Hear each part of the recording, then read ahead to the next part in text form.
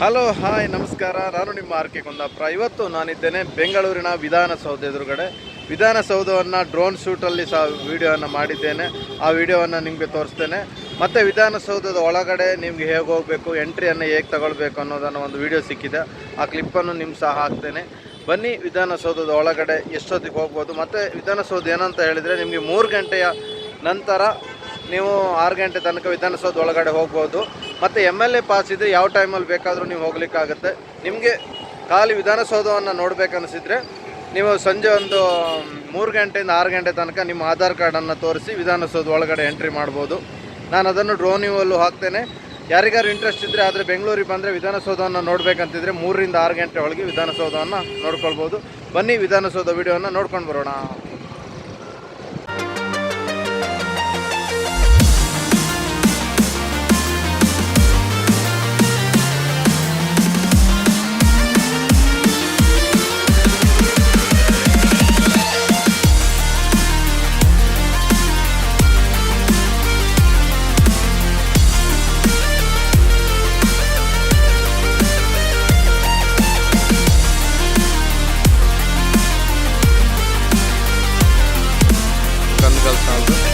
ಹಾಗೆ ಅಪೋಸಿಟಿಗೆ ಬಂದರೆ ನಿಮಗೆ ಕರ್ನಾಟಕ ಹೈಕೋರ್ಟ್ ಸಿಗುತ್ತೆ.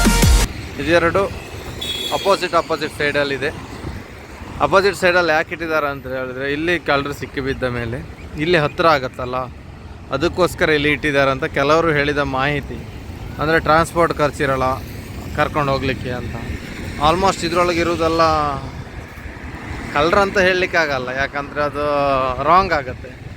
ಅದು ಅವ್ರಿಗೆ ಅನಿಸ್ಬೇಕಲ್ಲ. ಯಾಕಂದರೆ ಇಲ್ಲಿ ಬಂದ ಮೇಲೆ ಕೆಲವೊಬ್ಬರು ಮಾತ್ರ ಏನು ₹1 ತಿಂದೇ ಹೋಗಿದ್ದೇ ಇರ್ಬೋದು, ಮತ್ತುಳಿದವರು ಲೂಟಿ ಮಾಡಿದವ್ರೆ. ಅದಕ್ಕೆ ರಾಜಕಾರಣ ಅಂತ ಹೇಳಿದರೆ ಅತ್ಯಂತ ಖುಷಿ ಪಡ್ತಾರೆ.